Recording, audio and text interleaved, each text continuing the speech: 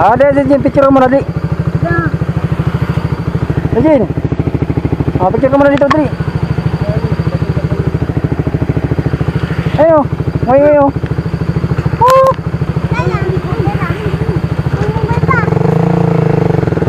Ay, mo ko. Oh. Hello.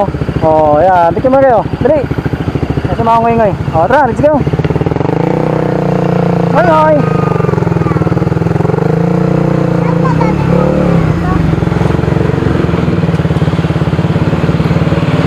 Okay, tara.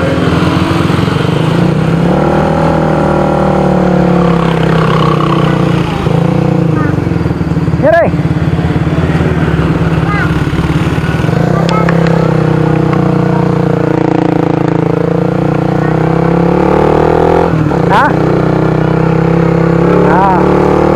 Opo.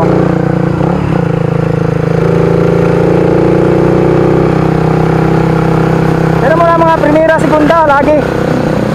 Primera, segunda lagi.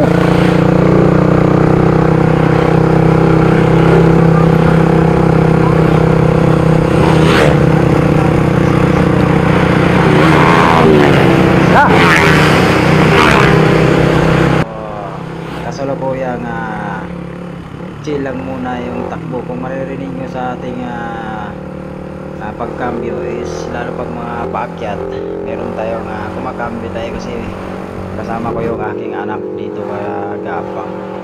So sa di inaasahan mga gapang dito sa unahan lang dito is meron kaming na-encounter ng anak ko na hindi talaga inaasahan na mangyayari. So hindi naman kalagasan yung takbo ko dito mga gapang kasi nga cornering to at saka kasama yung anak ko dito. Nasa 50 lang to, 50 kph.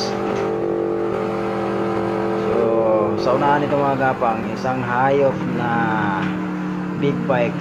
Hindi ko alam kung CB650 yun. Itong mga kasalubong namin na napakabilis. So hindi ko rin expect yung mga gapang kasi nga corner eh. So ngayon kumtikan talaga kami dito gawa ng dito na part mga gapang. So makikita nyo yan, ito may kotse na parating, kita nyo yan, nakita nyo yung mga gapang. So hindi ko na to nabawi mga gapang, yung posisyon ko na yan hindi ko na nabawi yan kasi nga alanganin na ibabawi ko, ibabang i-corner ko pa. So alanganin na, so diniretso ko na lang kasi nga nakita ko na open space din yan. Yan. So kung maririnig nyo yung anak ko kasi walang kamuang-muang, 6 years old yan yung kasama. Tumatawa lang, diba?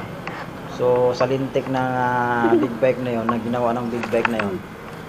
So hindi ko naman pwedeng ikabig mga gapang kasi kung ikabig ko pa yun, sigurado baka dito pa, kung nakita yung bakal na yan, baka dito pa ako mabangga niyan.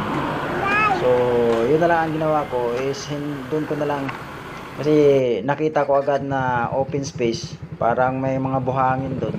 So doon ko na lang siya isinalpak kaysa ibabawi ko pa para didiretso ako. So baka possible pa na mabangga ko pa tong bakal na ito nasa siding, so nasa gilid. So yun mga gapang, yun yung hanip na experience na ako dito ngayon. Kasama ko yung anak ko. Ito yung sinundan ko. Ayan, isa din sa kasama ko sa convoy namin, mga 7 motor. So yun, sana dun sa naka big bike na sumalubong, no, naga counterflow pa, overtake pa naman sa solid yellow lane na may kotse, paliko pa. So blind spot. So sana magbago ka na sir, ano, kung sino ka man, ano, nakakadisgrasya ka sa ginagawa mo sir. Pag umakyat ka sana ng mga ganyan klaseng wag mong laki na porkit naka big bike ka, ganun na lang yung gagawin mo, makakadisgrasya po tulad ng ginawa mo sa amin.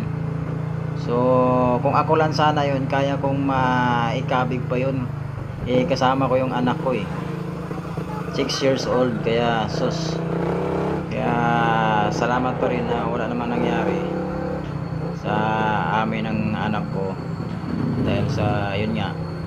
So mabilis ko naman din agad nakita yung pinaka open space, kaya doon ko na lang talaga isinalapak agad yung hindi ko na kayang mabawi.